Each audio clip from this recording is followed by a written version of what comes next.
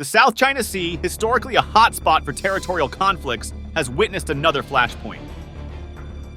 The Philippines undertook a daring special operation to remove a floating barrier near the Scarborough Shoal.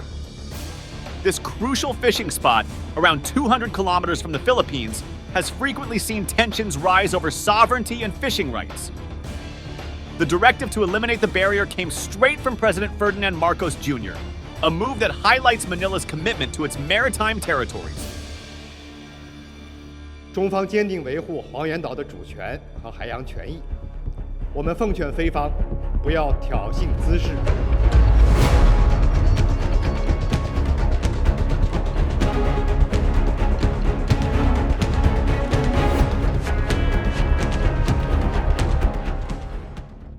The Philippine Coast Guard described the barrier as a hindrance to navigation and a direct violation of international law.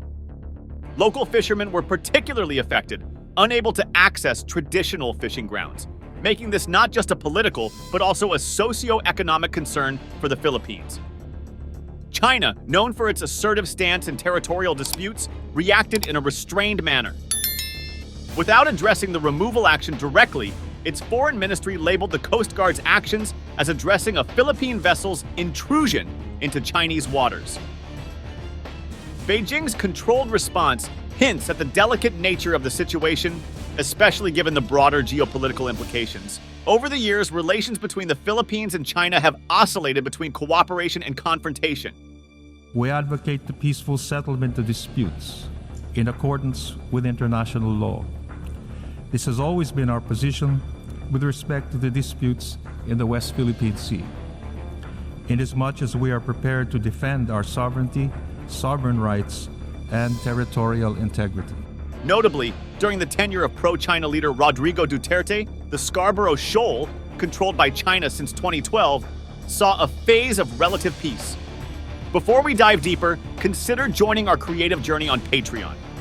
Your support amplifies our mission to deliver top-notch content. Now, let's get back to our discussion. Duterte's diplomatic overtures ensured Filipino fishermen had access to these waters, drawing on historical ties and shared economic interests.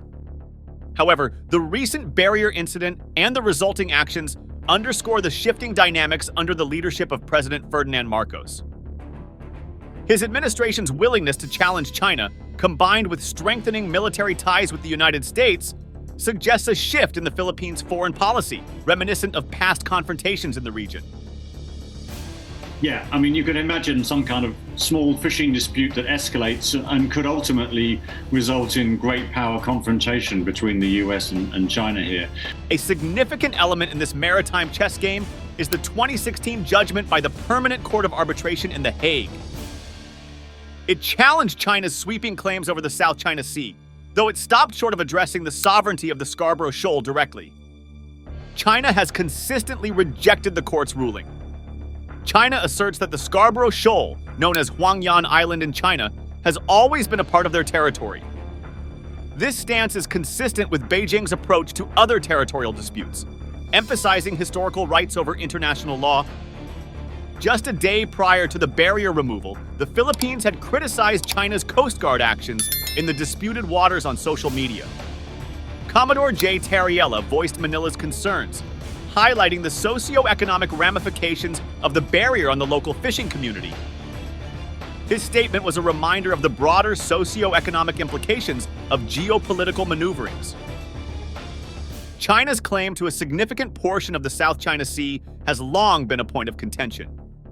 Since taking control of the Scarborough Shoal in 2012, Filipino fishermen have reported diminished yields, forced to venture further into the sea.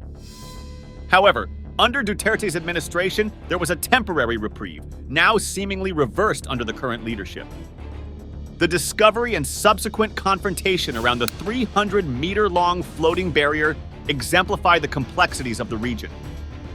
As the Philippine patrol approached the shoal, they were challenged by Chinese vessels, setting the stage for a maritime standoff. It is a special operation in a way that our Coast Guard personnel who did the cutting of the anchor of the barrier has to pretend that he is just an ordinary fisherman. They have to use an ordinary motor banca, not to rely on the Coast Guard rubber boats, so that for them to get close to the barrier and was able to cut the anchor of the floating barrier, Biscayan.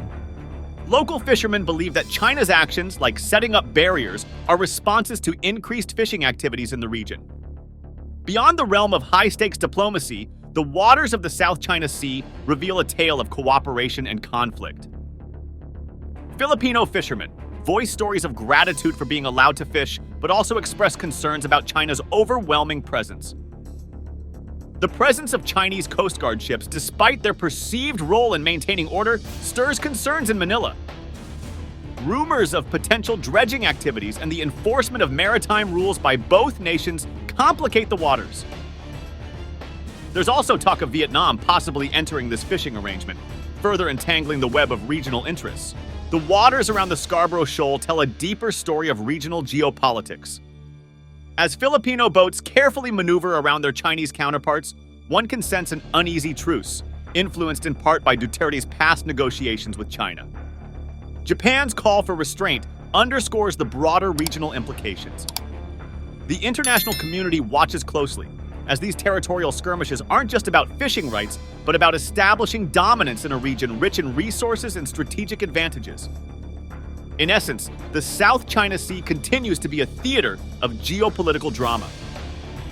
The tussle over the Scarborough Shoal represents the larger struggle of nations asserting their historical rights, navigating international rulings, and managing evolving alliances.